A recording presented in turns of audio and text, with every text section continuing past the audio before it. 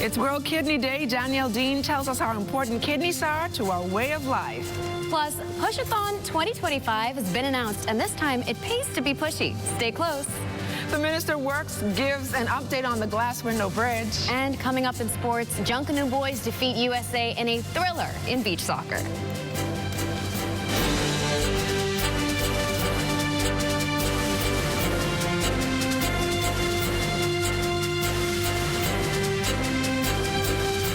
Bahamas Tonight, access now, starts now. Good evening, everyone. I'm LaDawn Davis. And I'm Marlena Leonard. Welcome to the Bahamas Tonight, access now. One day before the weekend begins, Marlena, do you have any big plans? Of course. I have to check out the Wine and Food Festival over at Atlantis. But I heard the party starts here on Fridays with Entertainment Fridays. Oh, yes. We set the weekend off with entertainment, lots of local artists. We are in the season of Lent, so we're using some gospel artists, but they are also bringing it as well, Marlena. All right, well, I can't wait to see it. Good stuff. For now, let's dive right into the news, shall we? Are your kidneys okay? The pressing question and theme on this World Kidney Day. These powerful, vital organs have the power to make or break one's quality of life. Danielle Dean spoke to a local kidney disease specialist to find out. Most people have kidneys come in pairs, have two. About 1 in 500 to 1 in 1,000 persons, live birth people have only one kidney. One kidney can usually take you through life without any issues unless you get a specific kidney disease. Several factors increase the risk of developing chronic kidney disease: older age, smoking, obesity, protein in the urine, high blood pressure, and then there's diabetes, which in the U.S. account for 40 to 50% of kidney failure. And when you compare people with kidney failure who need to go on dialysis or get a kidney transplant in the United States, the ratio of Caucasians to African Americans is 1 Caucasian for 3 to 4 African Americans. So it's a disproportionate disease in terms. Kidneys, the two bean-shaped organs, are tasked with filtering blood volume, removing waste, regulating fluids and electrolytes, and producing urine. But the patients at the Dialysis Center Bahamas unfortunately cannot say as much. This here, 3.5, is the amount of fluid that she has to take off. That's 3.5 liters of fluid that she has that has to be removed, and it's removed over a period of 4 hours. So she has 46 minutes left in her treatment. The flow of the dialysis flow of the fluid is 600. This is the temperature of the machine. This is the amount she has removed so far. That's 2 liters, almost 3 liters of fluid. Nurse Fernandez says despite the circumstances, one element she enjoys most about her job is the camaraderie. Most of the patients, this is their outlet. So we form, it's like a family. We know them, and we get to talk with them, and they share their experiences, and we get to see them get better every day because they're here with us, for almost the rest of their lives, I must say. But we're like a big family. Reporting for the Bahamas Tonight, I'm Danielle Dean. Thanks so much, Danielle. Well, for over a decade, the geriatric Pushathon has been more than just a walk. It's been a movement. And today, committee members announced it's back for its 14th year with a renewed mission to raise awareness for elderly care and inclusion. Medical advisor at the Public Hospital Authority and founder of the event, Dr. Indira Grimes, emphasized the importance of advocating for senior citizens and ensuring they remain active members of society. It has spurred them on to become very active in the community, maintain their physical activity, and adopt healthy aging. So it has taught older persons that no matter what their physical abilities are, they can still participate in physical activities and community events, even if confined to a wheelchair. Under the patronage of the Honorable Leslie Miller, this year's theme, Keep Pushing Forward, encourages families, businesses, and everyday citizens to lace up their sneakers and be part of something bigger. Chairperson of the Pushathon Committee, Dr. Kazia Roll, shared why it's important for us to make an effort to be involved. Looking at the relatives and patients who are here at geriatrics, they love to be outside. They love to be involved. So if we could be able to promote more of that so people could be able to encourage their relatives at home, that's our goal as well. It's important because it helps to raise awareness. A lot of people don't know the needs of our elderly population. So when you get involved in these events, you'll be able to see firsthand of what they need and how you'll be able to encourage them. The push-a-thon set for July 5th at 6 a.m. will see participants walking or pushing seniors in wheelchairs along the Fox Hill Road route. Well, over the past 15 years, marriage officer of the People's J.P. Delano Carey has officiated over the marital union of hundreds of Bahamians at about 30 secret venues around the capital. Known as one of the youngest marriage officers in the Bahamas, Carey says he's thrilled to see the number of Bahamians sealing their love with those sacred marital vows on a budget. We do small weddings, but we actually do big weddings as well. We do anything from 4-person's wedding up to 300 plus. So we've been doing all sizes. We also started to more focus on the small wedding, of course, because of COVID. And it seems as though even though COVID has left, or it's not as big as it was, persons have still been running after the small wedding and going for bigger honeymoons. A lot of persons have to live after the wedding, so Carey says what's even more interesting is the fact that couples are opting to have their special day on days throughout the week as opposed to the traditional Saturday wedding. So rather than getting married on a Saturday and a Sunday, which would always be hard to get, persons are being married on a Monday, a Tuesday, a Wednesday, a Thursday, a Friday. So any day of the week now, persons are getting married, and you can save a little. And still to come, Felicity Jarville is in New York on assignment. We'll check in with her after the break, so keep it locked.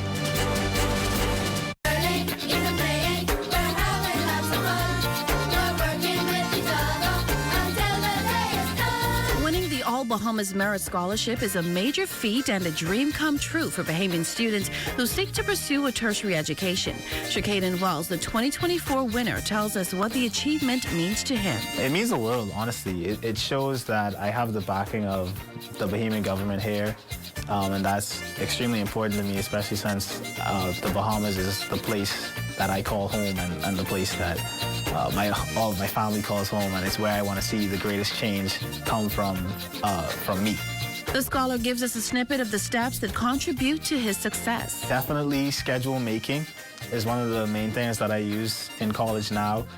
Mapping out the amount of time you want to spend doing certain homeworks, trying to get all your homework done within the allotted time. Because in high school, in Queens College, there's a zero lateness policy. So that definitely helps reinforce the deadline in university. When I was going through high school, there were so many times when I asked my mom for help or asked my teachers for guidance or asked questions to my friends. And those kind of things are what I do now in university. I still call my mom about certain questions. Even though she might not be able to help me, she could just help my spirit a little bit, calm down a little bit. I still ask my roommate to this day about questions in physics or chemistry or whatever subject that he can help me with, and vice versa. And he gives advice to all students. You can do anything that you set your mind to. A lot of people sometimes believe that some of your goals that you set can be a little bit far-fetched. But I believe that if you pray and put in the hard work and rely on those around you, that every single person under the sound of my voice can find success. I'm Adama Williams for Ed Talk.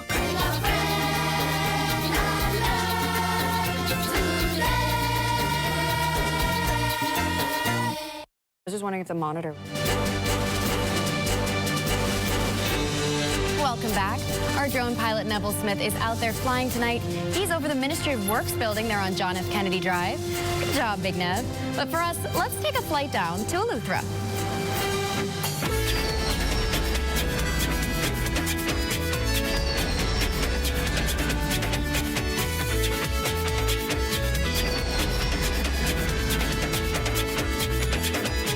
Construction of the new glass window bridge in Eleuthera could begin later this year. That, according to Works Minister and Central and South Eleuthera Member of Parliament, the Honourable Clay Sweeting. The bridge will replace the existing one, which has suffered extensive damage over the years from severe storms. In fact, the current bridge is often closed to vehicular and pedestrian traffic throughout the year as a result of overtopping. That occurs when the ocean is so rough that the waves crash onto the bridge, making it impassable. The construction of this new bridge hasn't come without controversy, though. Questions were raised about its price tag, originally pegged at around $26 million, but eventually ballooning to more than $60 million. But Minister Sweeting says the project is moving forward. We're excited. It's made a lot of progress. A few weeks ago, we gave out our interest for proposals in the paper. We got a few persons or a few companies that has put in their proposal for that. We are hoping, if all moves within the timeline, we are hoping that you'll see some preliminary works June at the Glass Window Bridge, and construction probably third quarter of this year. So we've made a lot of progress. Yeah, we're almost there. So. Still in the Luthers, but switching to my hometown, Bryland, some outstanding issues affecting the day-to-day operations at the Harbor Island All-Age School now being addressed. Director of Education Dominique McCartney-Russell telling the Access Now team yesterday that education officials met with teachers and administrators of the school about 2 weeks ago to get an update on the issues presented. We were advised, for example, that the female bathroom had some issues and the water was not on. I'm advised that that was repaired. The teachers also want to see a bigger staff room because the school has grown, and so we're also working on that.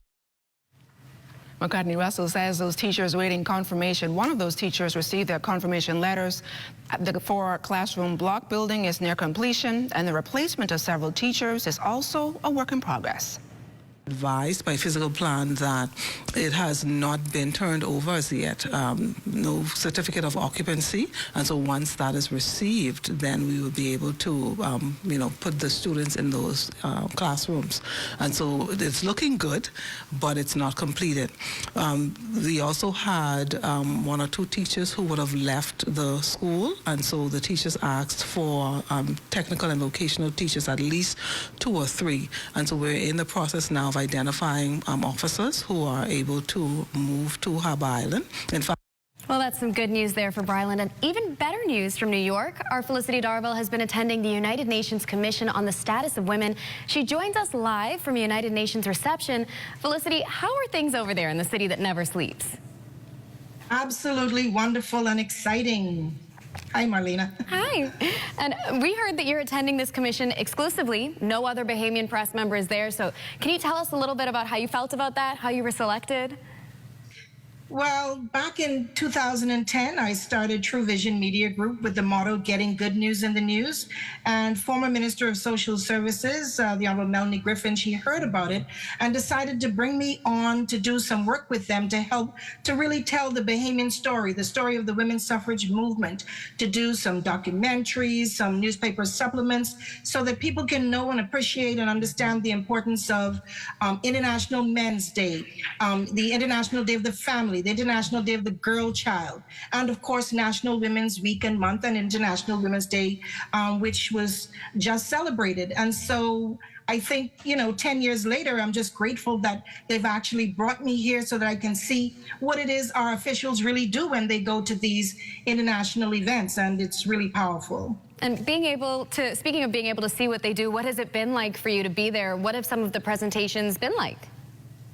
I am really blown away to see how other countries really laud the Bahamas for their progress on women. This is the Commission on the Status of Women. And I think that, Marlena, we take a lot of things for granted. So, for example, worldwide, there's about 32% in women leadership, right? However, women make up about 50% of the workforce.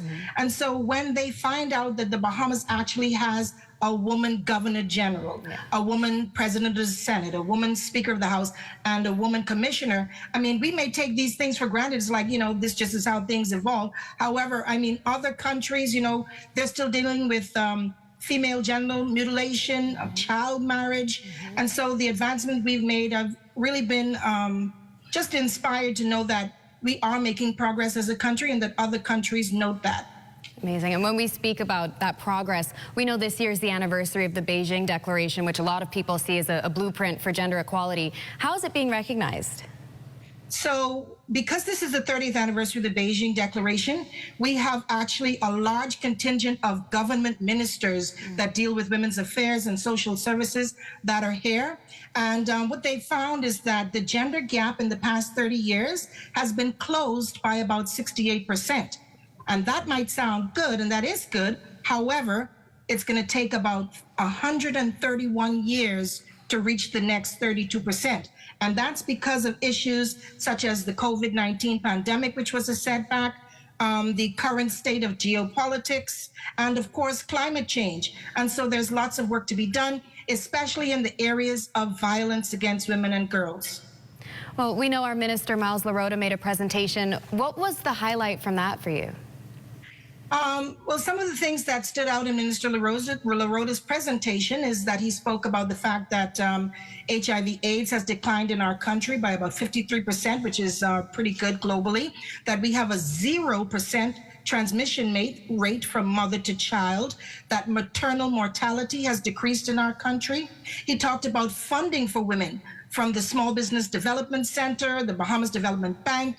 He spoke about the fact that the woman population at the University of the Bahamas is actually higher than the men, because women know that in order to close that gender pay gap, they've got to be educated. And of course, the minister also highlighted the fact that climate change is really threatening the progress of gender equality in the Bahamas. Amazing. Well, obviously you've gotten to see all of that amazing work coming from everyone over there, but have you gotten to do anything fun? I mean, you're in the Big Apple. Have you gotten to actually experience any of it? Yes, Marlena, you know, because the city never sleeps, when our work is over, I had a chance to go to Times Square. I've got a chance to go to Union Square. Today, I took a brief subway ride, went to Grand Central Station, walked along Park Avenue and Fifth Avenue, so that was exciting. And right now, I'm currently in a restaurant called Fogo de Chão, which means fire underground, and it's pretty popular. And we have a lot of dignitaries here, such as our Bahamas Consul General, Leroy Major, the Honorable Leroy Major, of course, the Minister Miles LaRota, Minister of State Lisa Ramming. We also have coming the wife of the Prime Minister, Mrs. Anne-Marie Davis. And we also have great women leaders here, such as former Judge Cleopatra Christie. We have Mrs. Layla Green, Reverend Diana Francis. We have from the men's desk, Mr. Chadwick James. And so we also have our Ministry of Tourism officials. And so I'm getting ready as soon as you're done with me to go and have some fun with them. Well, Felicity, I'm going to let you get right to it. Thank you so much for joining us, and have a little fun for all of us over in New York. Well, sports is next, so stay close. Your business and communication with parents, students, and staff in seconds with a live business bulk SMS messaging. This is the perfect tool to keep you connected and easily send important updates, event reminders, and emergency alerts. Keep your campus informed and connected with bulk SMS messaging from a live business. The right choice for fast, reliable communication. For more information, contact the experts.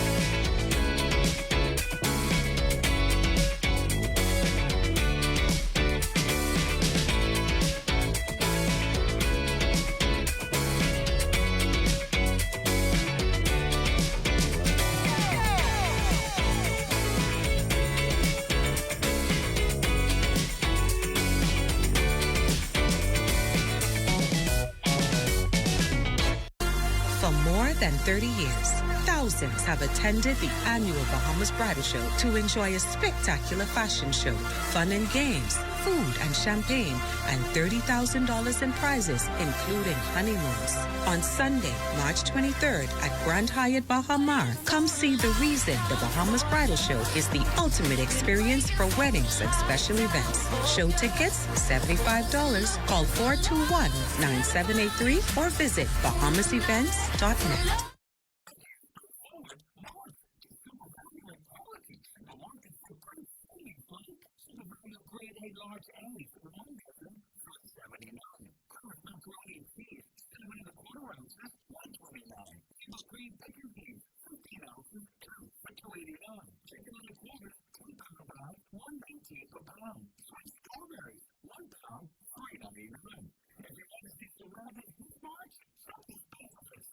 Good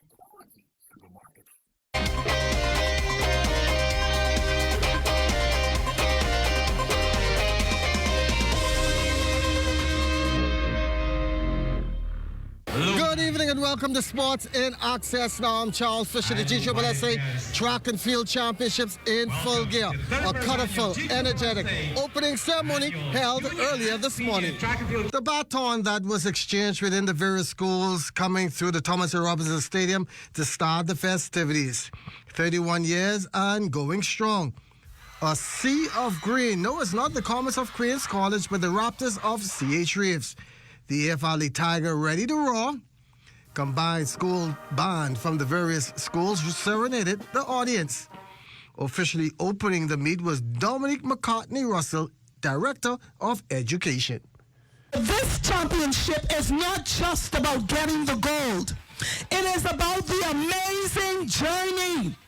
Athletics offer expanded pathways to physical and emotional health, academic success, leadership, discipline, and self-improvement. May you surpass your highest expectations and soar to great heights. And so with that said, and with this baton, I officially declare, on behalf of the Honorable Minister, Glenys Hannah Martin, I declare these championships open. And it will be a busy few weeks for track and field because coming up next week, it is the National High School Track and Field Championships. Also next week, it is the World Indoors in China. The Bahamas with a small 5-member team, Devin Charlton, Althea Charlton. We'll also have Tanisha Cartwright, Wendell Miller, and also Camille Rutherford. Joining us now is the president of the B3. It's a very small team. A small team, but a very impactful team. We've had some heartbreaks. We had our world lead, Wanye McCoy, who was leading the men's 200 meters. He fell short to injury, and so he'll not be joining the team. But we also have some other world leads that will be joining the team. Anthea Charlton has jumped 6 meters 92, which currently puts her as the best long jump in the world thus far. She'll be joining us together with her sister Devin Charlton. Of course, last year, you know that she is the world record holder, and she's going back to defend her title. And so I think we'll have a small team, but very, very exciting team nonetheless. And that's going to put a wrap on Sports in Access. Now, Eugene Stewart will have much more as to who won the junior segment of this year's championship coming up in the Bahamas tonight. Track and field action here at the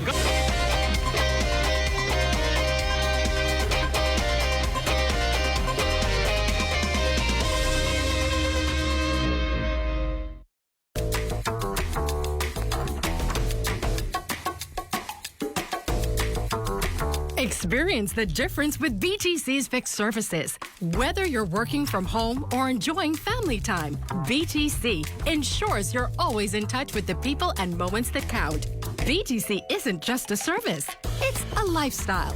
Stay connected, stay inspired, and live your best life. BTC. Here at Solomon's, we don't just believe in great brands. We believe in creating unforgettable memories and celebrating everyday living with you and your family. Every aisle is filled with all you need. A great value with variety and a selection of all your favorite groceries and products. Saving you time and keeping you on a budget. Great food changes everything. Shop at your local Solomon's for food, for family, for you.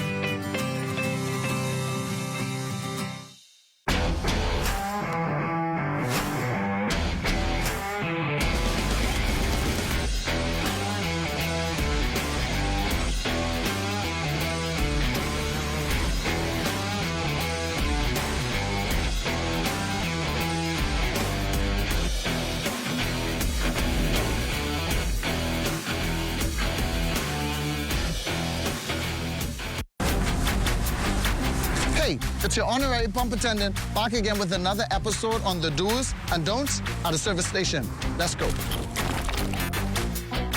What you ain't gonna do is just pull up to any dispenser and put the nozzle inside your car without reading the signs. Because if you put the wrong fuel inside your car and the car mess up, you could be mad at us, all right? And then you have to walk or catch bus for about 3 to 18 months. What you're supposed to do is read the signs. We place signs all over the dispenser to tell you which fuel is which. Because you put the wrong one in your car, say bop, and you could be mad at us. You could be, oh, what happened to my car? No, it's you who ain't read. It say diesel, diesel, one word, diesel. Your car up, and you mad at us. Read, that's all you have to do.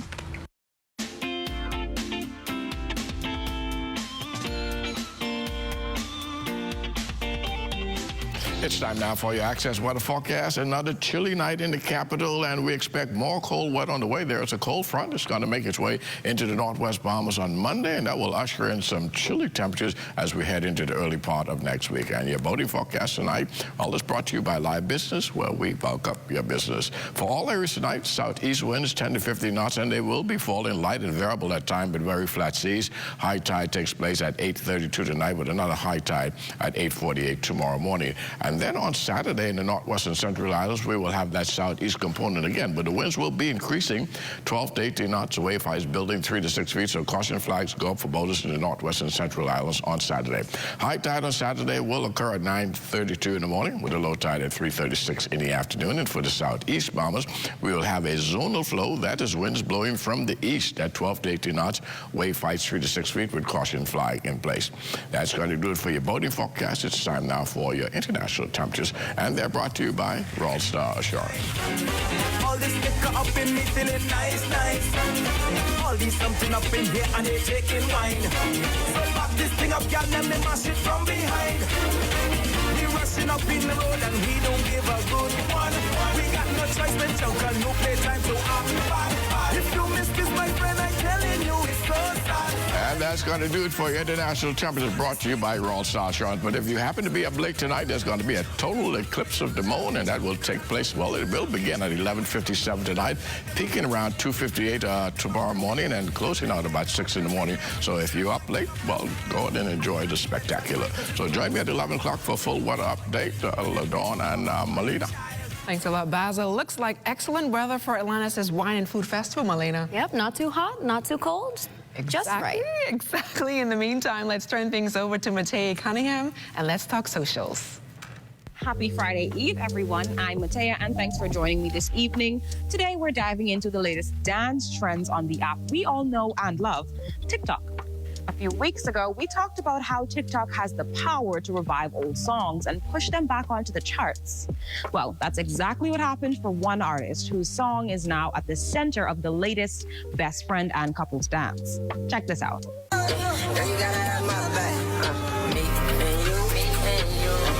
Your body on my body, your body, your body.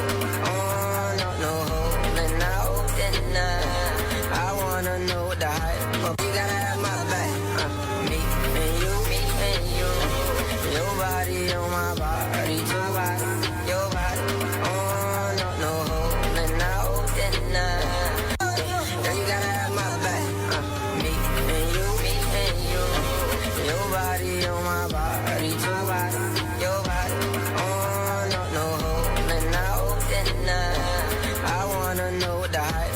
It's a fun and lighthearted trend with a goofy twist, and it's already making its way across For You pages everywhere. Whether you're doing it with your bestie or your significant other, it's definitely one to try. What do you think? Let me know. I'm Matea, and this has been Let's Talk Socials. We'll chat next week. Great job there, Matea. Well, that does it for the Bahamas Tonight Access Now. Join us again at 7:30 tomorrow. And stay tuned tonight for the Rundown with Clint Watson. Good night, everybody.